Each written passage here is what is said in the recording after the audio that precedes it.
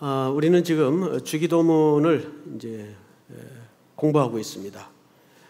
우리 복귀하는 의미에서 주기도문을 한번 외워보도록 하죠. 우리 다 같이 한번 천천히 의미를 생각하면서 시작.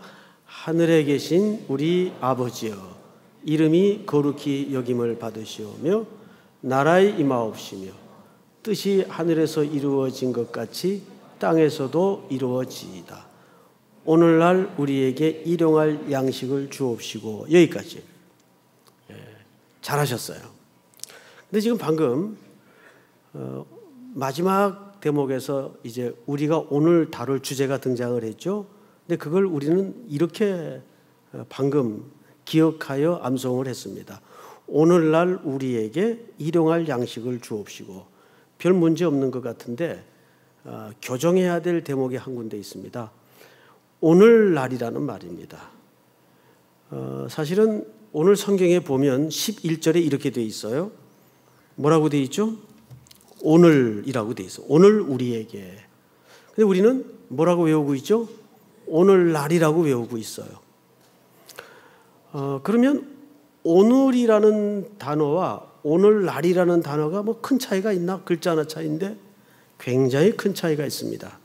우선 우리가 기억하여 외우고 있는 오늘날이라고 할 때는 말 그대로 문법적으로 이 시대라는 개념밖에는 담지를 못합니다. 이 시대에.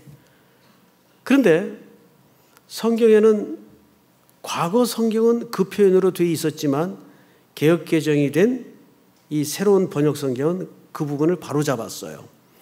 예수님이 제자들에게 기도를 이렇게 하라고 가르칠 때 본래 의도는 오늘입니다. 그러니까 그것은 today, 다시 말해서 24시간을 얘기하는 거예요. 이 말은 말 그대로 오늘입니다. 현실적인 시간을 얘기하는 거예요. 자, 그러면 아까 잘못 암송했던 이 시대라는 의미는 없는가? 아니죠. 그런 의미도 있습니다. 그런데 오늘이라고 표현할 때는 두 개념이 다 가능해요. 그러나 오늘날이라고만 말할 때는 하나의 개념밖에는 담질 못한다는데 이 표현을 바꾸어야 될 이유가 있다는 거죠. 이해가 되죠, 여러분? 예. 자, 그러면 한 걸음 좀 더 들어가서 그 오늘이라는 표현이 왜 우리에게 그렇게 중요할까? 우선 여러분, 그 백석대 총장이신 최갑종 교수님이 쓰신 글이 있어요. 그분은 이 신약 쪽에 굉장히 귀한 학자이신데 이 주기도문 부분에서 이런 이야기를 남겼어요.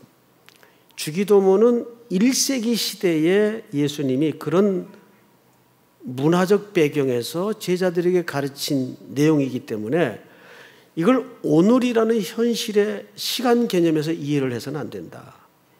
즉 1세기 시대의 문화 컨셉에 특별히 히브리인들의 개념에서 이 주기도문을 이해해야 정확한 해석이 나온다. 아주 중요한 얘기입니다. 언어라는 것은 어느 시대에 사용되었는가가 개념이 확확 달라져요. 자, 그러면 우선 히브리인들의 시간 개념으로 돌아가 보십시다. 질문을 할게요. 히브리인들은 하루의 시작이 언제부터입니까? 예, 저녁부터예요. 자, 그러면 저녁부터 하루의 시작이라고 쳤을 때, 자, 이제 눈을 떠서 아침을 맞죠. 그러면 그 기도를 합니다. 오늘 우리에게 일용할 양식을 주옵시고 할 때는 오늘의 양식이 돼요. 그런데 그 기도를 저녁에 할 때는 그 양식이 언제 양식을 필요로 하는 겁니까? 내일의 양식이 되는 거예요. 그렇죠? 이해가 안 돼요? 네, 다시 이해가 안 되는 몇 분을 위해서 악착같이 이해를 위해서 한 번 더 설명을 할게요. 히브리인들은 하루의 시작이 저녁의 시작이 돼요. 그럼 저녁에 하는 양식을 필요로 하는 기도는 내일의 양식이 됩니다. 근데 아침에 눈을 떴을 때 또 그 기도를 할 필요가 발생할 때는 그 필요를 구하는 양식은 언제 양식이 됩니까? 오늘의 양식이 되는 거예요. 이해가 되죠? 그런데 여기 또 하나의 비밀이 있어요. 출애굽기에 보면 매일 만나가 내렸습니다. 그런데 정확하게 6일째는 갑절을 내리게 하셨어요. 그러면 6일째는 오늘의 양식도 내렸지만 갑절을 내리게 하신 이유는 뭘까요? 내일은 무슨 날이기 때문에?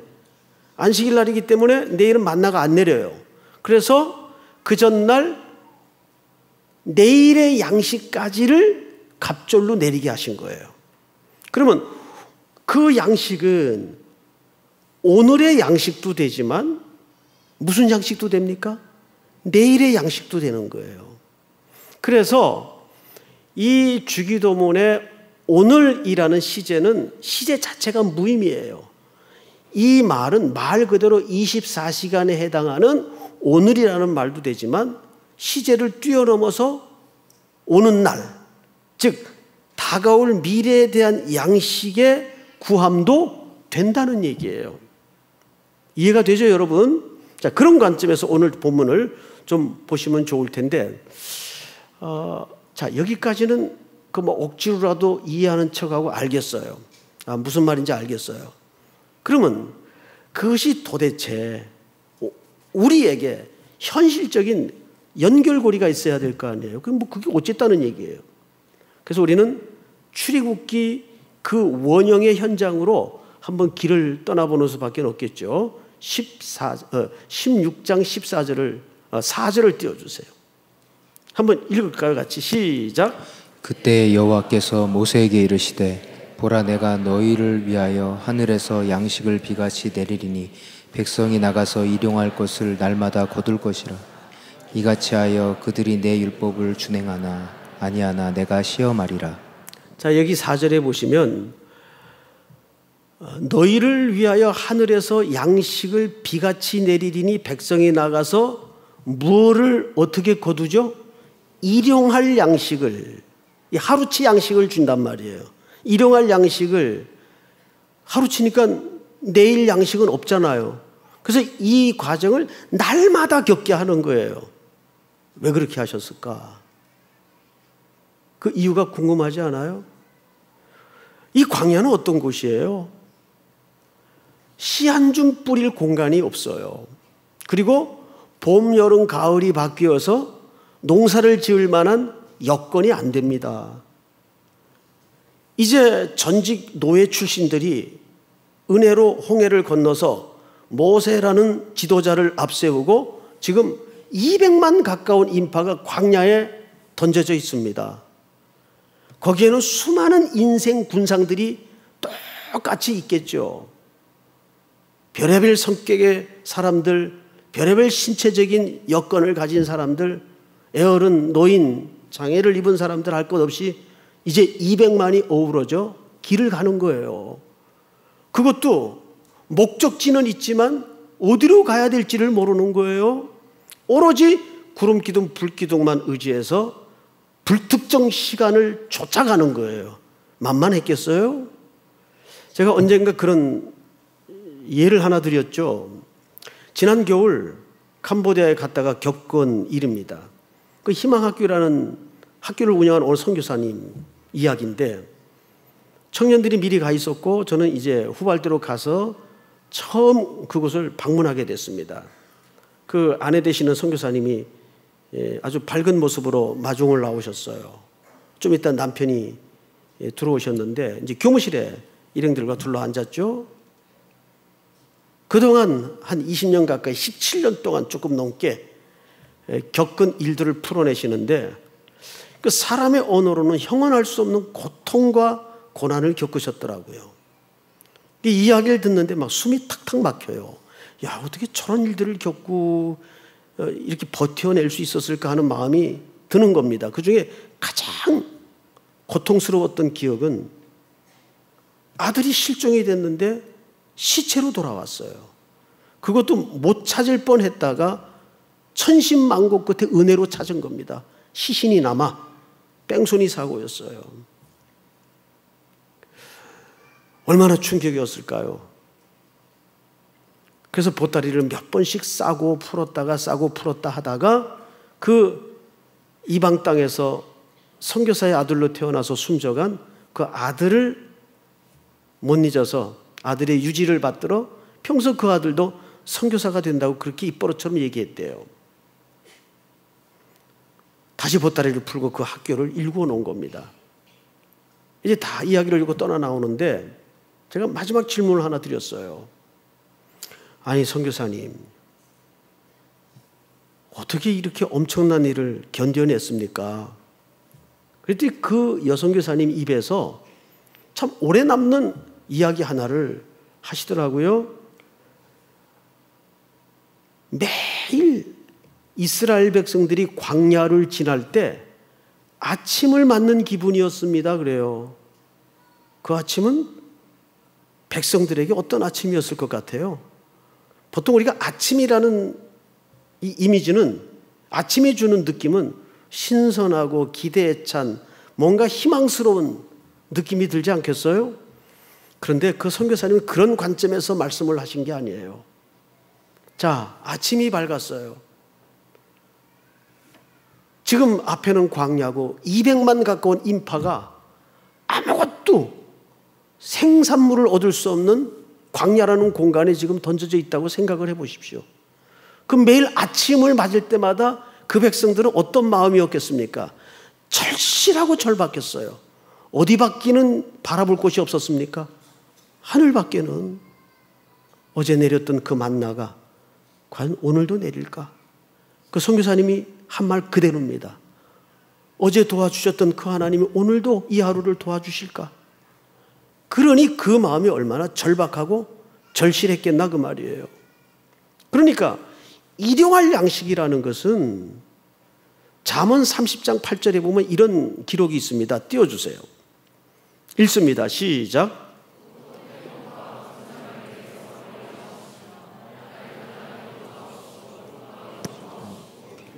양식으로 나를 먹이시옵소서. 유명한 아굴의 기도죠.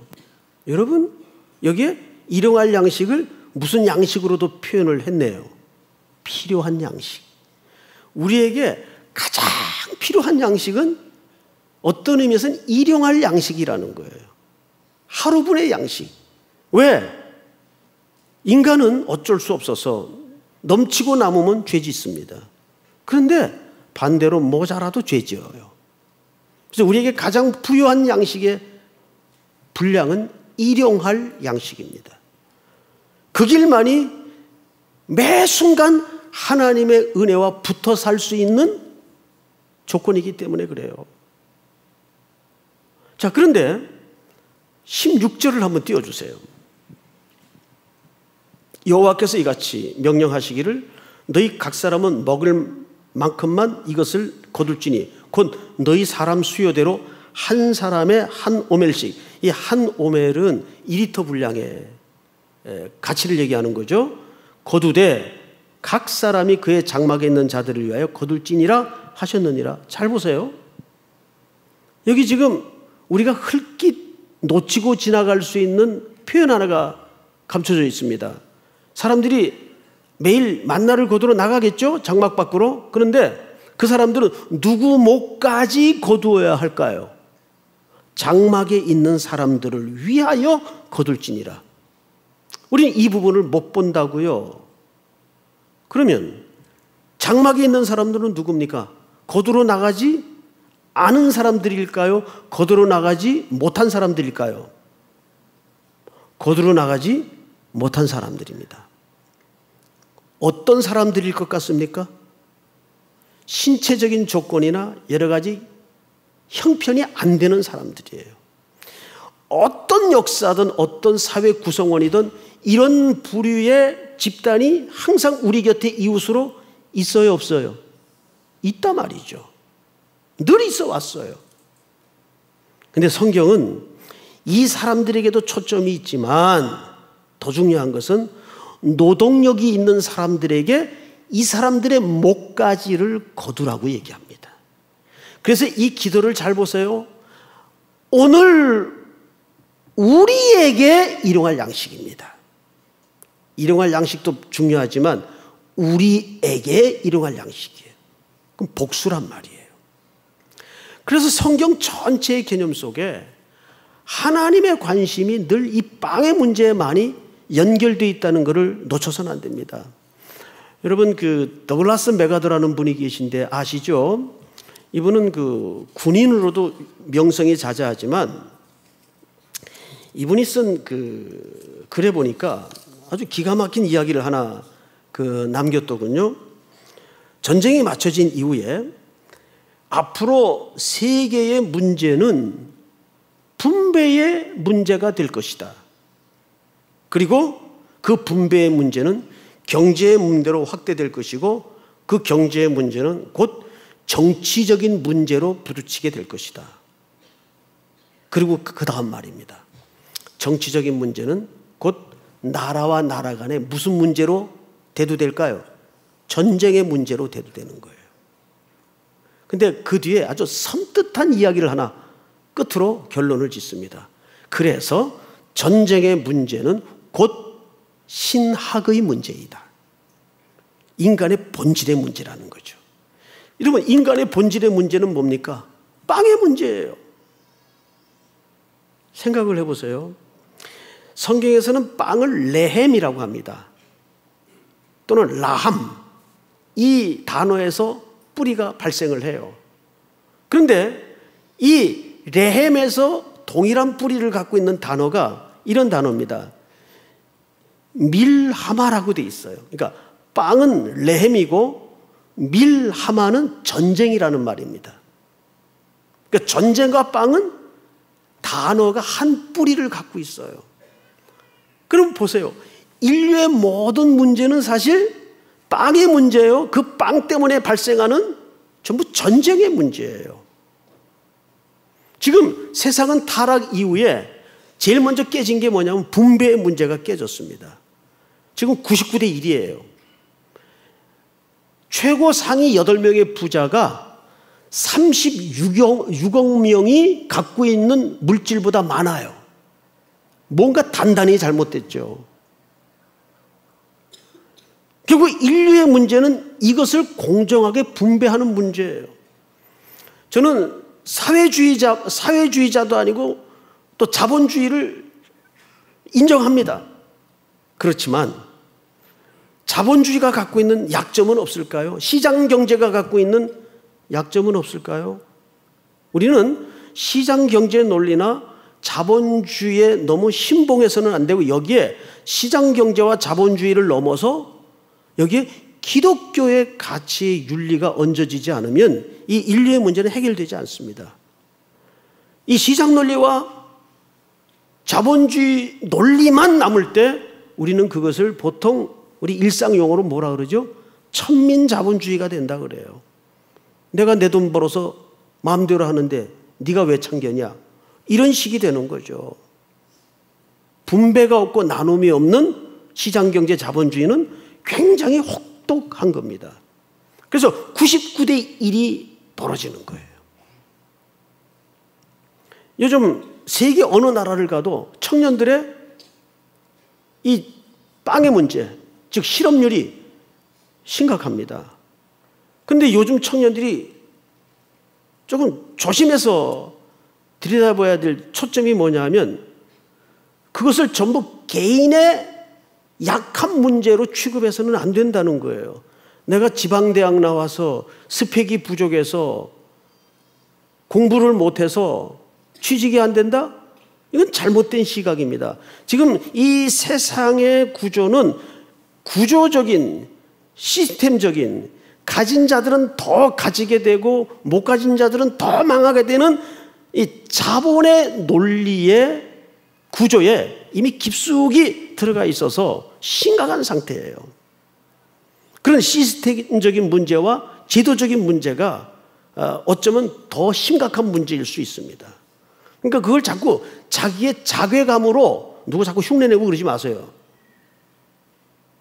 그건 개인적인 문제가 아니에요.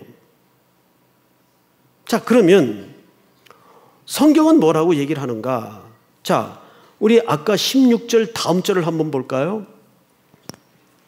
이스라엘 자손이 그같이 하였더니 그 거둔 것이 많기도 하고 적기도 하나, 당연히 그러겠죠. 노동력이 좀 더 좋은 사람은 많이 거두었을 것이고 덜한 사람은 적게 거두었겠죠. 근데 18절 같이 읽습니다. 시작. 오멜로 되어 본즉 많이 거둔 자도 남음이 없고 적게 거둔 자도 부족함이 없이 각 사람은 먹을 만큼만 거두었더라. 이게 어떻게 가능해요? 왜 많이 거둔 자는 남는 게 없고 적게 거둔 자도 부족함이 없었을까요? 이게 가능해요? 한 가지 방법으로 가능합니다. 이미 이 사회 공동체는 많이 거둔 자가, 노동력이 좋은 자가 연약한 자들에게 뭐 했다는 얘기입니까? 분배를 하고 나누었다는 얘기예요. 다음 절을 볼까요? 모세가 그들에게 이르기를 아무든지 아침까지 그것을 남겨두지 말라. 자, 보세요. 이 본문을. 모세는 분명히 그것을 쌓아두지 말라 그래서, 왜? 내일 또 새로운 하나님의 은혜가 내릴 것이기 때문에. 그런데도 불구하고 남긴 사람들이 있었어요. 여러분, 잉여물을 주머니 차는 동물은 인간밖에 없어요. 개들 중에 이런 개 봤나요? 밥 먹다가 배가 부르니까 밥그릇에 식량을 남겼어요. 그럼 그거를 개집 뒤쪽에다 이렇게 감추어 놓고 요건 내일 아침에 먹어야지. 그런 머리 쓰는 개 있나요? 없어요. 짐승들도 자기 현실적인 배만 딱 차면 그걸로 나머지 물질에 대해서는 풀이합니다. 더 이상 욕심 갖지 않아요. 인간만 탐욕이라는 죄 때문에 딴 주머니를, 잉여물을 자꾸 쌓아둡니다. 그러니까 이 세상의 구조가 자꾸 무너지는 거예요. 비틀려지는 겁니다. 그 다음 절을 한번 볼까요? 20절. 다 같이 읽겠습니다. 시작. 그들이 모세에게 순종하지 아니하고 덜어는 아침까지 두었더니 벌레가 생기고 냄새가 난지라 모세가 그들에게 노하니라. 자, 이 본문을 잘 보세요. 얼마나 이게 참 재미있는 해학적 본문인가 하면, 이 남긴 건 언제 쓰려고 남겨두었을까요? 내일 쓰려고 남겨뒀어요. 그런데 자기들이 축척해서 궁리하여 준비해 놓은 내일의 양식은 썩을 양식이 돼버리고 말았어요. 그게 결국은 남는 음식이 아니었어요. 또 어떤 사람이 있었는가 하면 27절 한번 띄워주실까요? 다 같이 읽습니다. 시작. 일곱째 날에 백성 중 어떤 사람들이 거두러 나갔다가 얻지 못하니라. 꼭 이런 사람들이 있어요. 그 전날 갑절을 줬잖아요. 그건 언제적 양식을 준 겁니까? 내일 양식을 준 거예요. 그런데 7일째 되는 날 기어코 벌판으로 나가요. 또 안 오나. 그건 믿음이 좋은 게 아니라 불신이에요. 지금 무엇 가지고 만족하지 못하다는 겁니까? 오늘의 양식을 가지고 만족하지 않았다는 뜻입니다. 이게 전부 인간의 탐욕에서 벌어지는 일들이에요. 자, 그 얘기를 오늘 마태 기자는 이 주기도문을 가르치다가 이런 얘기로 확대합니다. 넘겨서 25절을 보십시다. 6장 25절. 그러므로 내가 너희에게 이르노니 목숨을 위하여 무엇을 먹을까 무엇을 마실까, 목숨을 위하여 무엇을 입을까, 뭐 하지 말라 그랬어요? 염려하지 말라. 또 28절 또 너희가 어찌 의복을 위하여 뭐 하느냐? 이 말도 염려하지 말라죠. 그 다음에 31절 다 같이 시작. 그러므로 염려하여 이르기를 무엇을 먹을까 무엇을 마실까 무엇을 입을까 하지 말라. 자, 주기도문 끝에 예수님께서 염려하지 말라를 3군데 찍었어요. 염려는 뭐예요, 여러분? 염려라는 이 정의는 뭡니까? 뭘 염려라 그래요? 왜 염려하죠? 염려는 정확한 단어의 의미는 나누이는 마음을 얘기합니다. 나누이는 마음은 왜 나누입니까? 하나님이 물론 은혜를 주시는 거 알지만 이것 가지고는 뭔가 찜찜해. 그래서 자기 국리를 위해 고민하는 태도를 얘기하는 거예요. 그러면 마음이 나누어집니다. 주님만 온전히 바라는 데서 떨어지는 거예요. 다른 한쪽도 국리를 갖는 겁니다. 이걸 우리는 보통 불신이라고 얘기를 해요. 우리는 설계 자체가 주님만 바라며 그 안에 참된 안식을 찾도록 되어 있었어요. 그런데 염려함으로 마음이 나누입니다. 그런데 이 이야기가 여기서 끝나질 않아요. 성경을 보시면 26절에 공중의 새를 보라. 이 보라라는 말은 이게 시각으로 보라는 그런 의미가 아니에요. 생각 좀 해라 그 말이에요. 생각 좀 해라. 진짜 쳐다보라는 줄 알고 쳐다보면 새들이 뭘 봐 그래요. 자, 26절 잘 보세요. 공중의 새를 보라. 심지도 않고 거두지도 않고 창고에 모아 들이지도 아니하되 너희 하늘 누굽니까? 자, 여러분 앞을 보실까요? 새들에게는 하나님이 누구예요? 아버지예요? 창조주예요 그냥. 근데 그 창조주가 우리에겐 누굽니까? 아버지예요. 그 얘기를 또 이렇게 얘기합니다. 32절 읽습니다. 시작. 이는 다 이방인들이 구하는 것이라 너희 하늘아버지께서 이 모든 것이 너희에게 있어야 할 줄을 아시느니라. 여기 이방인과 아버지가 등장을 합니다. 이방인은 혈통적 개념의 다른 민족을 이방이라고 말하는 게 아니라 이방인은 왜 아버지와 등장을 해야 되느냐? 여기 굉장히 중요한 의미가 있는데 아버지가 없는 사람, 하나님을 아버지로 만나지 못한 모든 존재를 이방인이라고 얘기합니다. 그래서 그 이방인의 숙명은, 이방인의 삶의 가치는 자기 인생을 자기가 책임질 수밖에 없는 삶의 패턴을 가지고 살아가는 사람들을 얘기해요. 그러나 아버지를, 하나님을 아버지로 둔 자는 내가 누구로 만나야 됩니까? 누구로 만나야 될 것 같아요? 자녀. 아버지는 언제나 아버지셨어요. 아버지는 한 번도 내게 변질되거나 변하신 적이 없어요. 문제는 나예요. 나는 조금 형편이 잘 돌아갈 때는 하나님 아버지였다가 조금 아닌 것 같으면 아저씨 됐다가 왔다 갔다 한 거예요. 그래서 여기서 아주 중요한 게 뭐냐면 그분은 늘 아버지셨어요. 문제는 내가 그분에게 내 모든 삶의 양식에 대해서, 여기 양식이라는 존재 양식은 넓은 의미가 있고 좁은 의미가 있겠죠. 넓은 의미는 꼭 물질적인 빵의 문제만을 얘기하는 게 아니고 우리가 살아가는 모든 필요를 양식이라고 표현할 수 있어요. 또 좁은 의미는 말 그대로 우리의 육신적인 허기를 물리적으로 채워줄 수 있는 것도 양식이에요.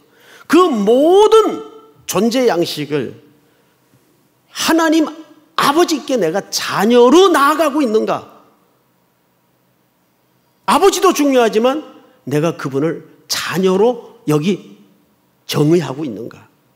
이게 참 중요한 오늘 과제입니다. 여러분은 하나님 앞에 나갈 때 그분을 내가 자녀로 만나고 있나요? 집에 이제 여러분들이 아이들을 키우다 보면 여기 이제 젊은 아빠들도 많을 텐데 또 자녀의 입장에 있는 분들도 많을 텐데 이런 경우 있죠. 자녀들은 큰 것서부터 작은 것까지 미주알 고주알 다 아버지한테 와서 징징거리고 뭐 이것도 해달라 그러고 이것도 필요하다 그러고 그럼 보통 아버지들은 어떡합니까? 짜증스러워요. 넌 허구날 어떻게 나만 보면 달라 그러냐. 그런데 뒤집어서 한번 생각을 해보자고요. 얘가 나한테 오질 않고 옆집 아저씨한테 가서 그 짓을 하고 있다면 기분 유쾌하겠어요? 그 자녀들이 나를 찾아와서 그렇게 징징거리고 때를 쓰고 무슨 맡겨놓은 돈 찾는 것처럼 그럴 때 감격할 줄 아는 아버지가 믿음이 좋은 아버지예요. 예? 야, 얘가 나를 아버지로 생각하는구나. 예? 좀 이렇게 패러다임을 바꿔보자고요. 이게 정말입니다. 시각을 바꾸면 짜증이 즐거움이 됩니다. 네가 나를 그래도 아버지라고 생각을 하는구나. 네가 내 아들 맞지. 당연히 내 앞에 나와서 작은 것부터 큰 것까지 구하는 게 당연하지. 예수님도 그 어린아이를 가운데 세우시고 천국은 이런 자의 것이라 그랬어요. 왜 그랬을까요? 어린아이가 갖는 속성이 뭐죠? 엄마들, 하나서부터 100까지 철저히 의존적이라는 겁니다. 천국은 이런 자의 것이라는 거예요. 의존적이라는 거예요. 어린아이는 그 의존이 끊어지면 죽어요. 살 수가 없어요. 그러니까 이 주기도문, 오늘 우리에게 일용할 양식을 구하는 이 기도는 개인의 문제에서부터 인류의 공익이 관한 문제까지 쉬운 기도가 절대 아닌 것이죠. 적어도 이 기도를 하나님 앞에 드릴 수 있으려면 우리에게 일용할 양식을 달라는 기도 속에는 내가 그렇게 나누는 삶을, 약한 자들의 목까지 책임을 가지고 살겠습니다라는 고백이 그 속에 담아져야 돼요. 한국교회는 어느새 은근과 맨파워는 갖게 되었는데 나사렛 예수의 이름이 사라졌어요. 올해가 종교개혁 500주년이라죠. 숫자가 중요한 건 아닌데 한때는 교황이 왕을 임명하던 절대 권력의 시대가 있었어요. 중세시대에. 그 전성기를 구가했던 교황이 이노센트 3세입니다. 이제 교회 창밖을 넘어 정문으로 마차에 실려 들어오는 그 의리의리한 헌금과 금은보화를 토마스 아퀴나스라는 신학자와 같이 바라보면서 혼잣말로 그렇게 이야기를 합니다. 이제 교회는 내게 금과 음은 없거니와라는 시대는 지나갔어. 동시에 나사렛 예수의 이름으로 걸으라는 시대도 지나갈 것이요. 그대로 됐어요, 안 됐어요? 그대로 이루어지고 있어요. 사랑하는 성도 여러분, 그러면 이 문제를 영원히 해결할 방법이 없는가? 두 가지입니다. 한국교회는 이제 하나님의 관심을 따라 예수님의 시선을 쫓아 모든 것을 나누는 데 집중을 해야 돼요. 그 길만이 한국교회의 실추된 아픔을 회복하고 그나마 예수님의 마음을 회복하는 길입니다. 이미 골든타임도 놓쳤어요. 정말입니다. 이 땅이 울부짖고 1분에 전쟁 비용을 위해서 수억 달러가 쏟아져 나가는데 1분에 먹지 못해 굶주려가는 애들이 수백 명이에요. 뭐가 단단히 잘못된 거죠? 그 전쟁은 왜 하는 전쟁입니까? 빵을 위해서 한대요. 빵의 문제를 쟁취하기 위해서 싸우는 전쟁입니다. 우리가 조금 거시적인 안목을 가지고 우리가 그리스도인으로서 또 교회는 어떻게 해야 되겠는가? 요한복음 6장에 보면 그 빈 들판에 저녁 해가 질 무렵이 되었는데 백성들이 허기에 여러 명이 앉아 있어요. 수만 명이. 예수님이 불쌍히 여기사 그랬어요. 이 불쌍히 여기다라는 말은 창자가 끊어지는 아픔이라는 뜻이에요. 그때 제자들은 잽싸하게 주판을 두들겼습니다. 한 제자가 선생님 이거 다 먹이려면 200데나리온이나 필요합니다. 그리고 돈이 있다 해도 지금 그 빵 먹일 수 없습니다. 그때 예수님께서 하신 유명한 말씀이 뭐예요? 너희가 먹여라. 너희는 누굴 가리킨 걸까요? 제자 공동체입니다. 그 제자 공동체 오늘 누구를 향하는 직간접적인 명령일까요? 교회를 얘기하는 거예요. 너희가 먹여라. 그러고 나서 예수님께서 그 청중들을 향해서 하신 말씀 가운데 아주 중요한 메시지를 하셨어. 너희 조상들은 광야에서 내리는 만나를 먹고도 다시 굶주렸지만 내가 주는 양식을 먹는 자는 영원히 굶주리지 않을 것이다. 내가 하늘로부터 내려온 양식이다. 기억나시죠? 예수님이 양식이셨어요. 그러니까 예수님이 말하는 양식은 영의 양식과 육의 양식을 동시에 얘기한 겁니다. 하나님도 무너진 엘리야를 회복하여 일으킬 때 더 기도해야 돼. 말씀 읽었어? 그러지 않았어요. 재우고 먹이고 물 먹이고 육의 필요를 채워주신 거예요. 선교라는 것은 이 빵을 주는 순종인데 영의 빵과 육의 빵이 같이 가는 거예요. 이걸 한국교회가 또는 우리 개인이 순종해야 됩니다. 예수님이 그 일을 위해서 오셨다고 자신을 가리켜 말씀하시면서 마지막에 우리에게 뭘 가르쳐 주셨습니까? 성찬식을 가르쳐 주시면서 이것은 나를 위하여 흘리는, 너희를 위하여 흘리는 바 내 피요 너희를 위하여 찢어주는 내 몸이다. 그리고 떡을 어떻게 주셨죠? 떼어 주셨어요. 그냥 이렇게 떼어 주었다는 말이 아니에요. 그 말은 으깨어 자신을 부서뜨려 나누어 줬다 그 말입니다. 나눈다는 것은 남은 것을 나눌 수 없어요. 아픔을 감내하면서 나눌 때 진짜 나눔이 되는 거죠. 믿습니까 여러분? 이 귀한 가르침이 또 한 주간뿐만 아니라 우리 삼일교회 모든 성도들이 땅끝에서 주님을 만나는 그 순간까지 흔쾌하게 순종할 수 있는 간청이 될 수 있기를 오늘 우리에게 일용할 양식을 주옵소서. 5만 명, 50만 명을 함께 먹여 살릴 수 있는 여러분들이 될 수 있기를 주의 이름으로 또 우리 교회가 되기를 축복합니다. 다 일어나십시다.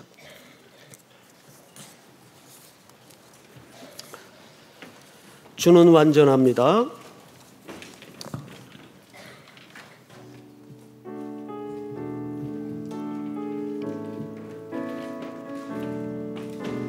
주여 우린 연약합니다.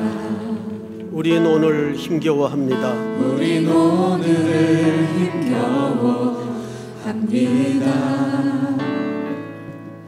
주 뜻 이루며 살기에 부족합니다. 우린 연약합니다. 주여 우린 넘어집니다. 주여 우린 넘어집니다. 오늘 하루 또 실수합니다. 주의 긍휼을 구하는 죄인입니다. 우리 주만 바라봅니다. 한없는 주님의 은혜, 한없는 주님의 은혜 온 세상 위에 넘칩니다. 온 세상 위에 넘칩니다. 가릴 수 없는 주 영광, 가릴 수 없는 주 영광 온 땅 위에 충만합니다. 온 땅 위에 충만합니다. 주님만 이기리오니 우린 그 길 따라갑니다. 우린 그 길 따라갑니다. 그날에 우리를 이루실 주는 완전합니다. 그날에 우리를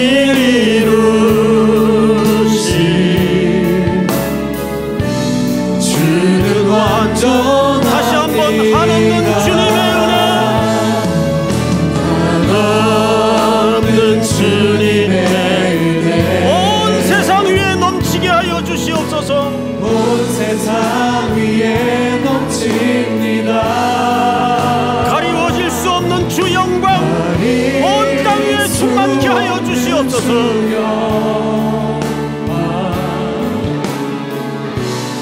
온 땅 위에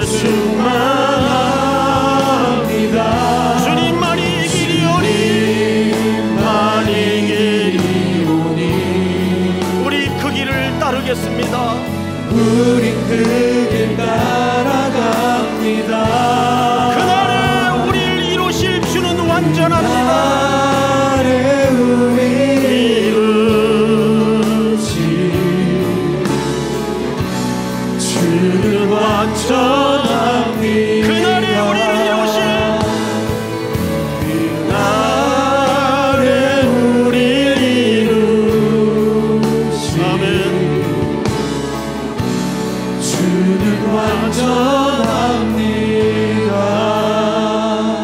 우리 한번 서신 채로 기도합니다.